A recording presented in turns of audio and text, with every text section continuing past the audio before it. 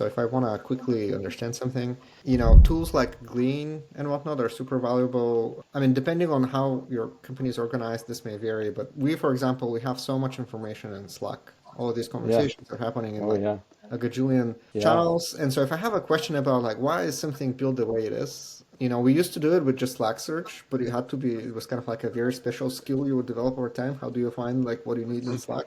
But now with Yeah. like AI, you can do You that a have to lot be. better. The way I interact with Slack has changed completely. I don't go to channels anymore. I just ask Slack AI, what is this? Where is this document? Even URLs for documents, I don't even search anymore. I don't go to the Yeah. browser. I just ask Slack because somebody has already shared it in Slack. And the other thing that we do a lot in terms of using Gemini and Notebook LM, we tend to put all of our design documents and architecture documents into a common area which Notebook LM can consume, Oh and then you can just ask things of it or even, have it build narratives for you, which yeah. has been very, very effective.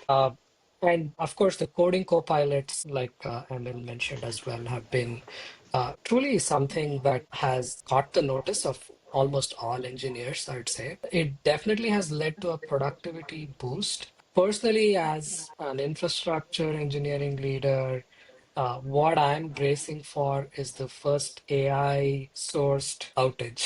I'm still waiting for that massive outage where one of my team members will say, I didn't write that code, it was the AI. So I think I yeah. that's until that happens, and then we learn from that on where the boundaries are. Right now Yeah. we are in this really the peak of the curve where it's all like, yeah, it's great, it's fantastic, and especially for greenfield kind of coding that I tend to do usually. Like I need a tool, I don't ask my team anymore. I just ask Yeah. my coding copilot, and I rarely even edit it. The tool just works out of the box. So those kind Yeah. of things are good. But then when it comes to editing really complicated code bases with millions of lines of code, developers are Mm. treading with a lot of caution. It does help, but it's not yet at a point where you could trust mission critical systems to it. Yeah. So I think, on balance, I would say in general for information discovery, the Mm. LLMs have been game changers. I would go for so far as saying that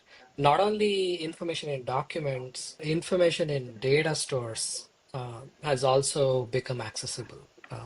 With the MCPs coming into the Oh picture, yeah. I'm able to ask questions of our infrastructure, which is just mind blowing. So I think this has changed the accessibility of this information quite a bit, and things like Notebook LM, which are so tailor made for the user's experience. I think those things really shine because you can throw information at it and then you can reason with the information. That's really powerful, especially if you're a mature team with you'll have hundreds of documents which are each really dense.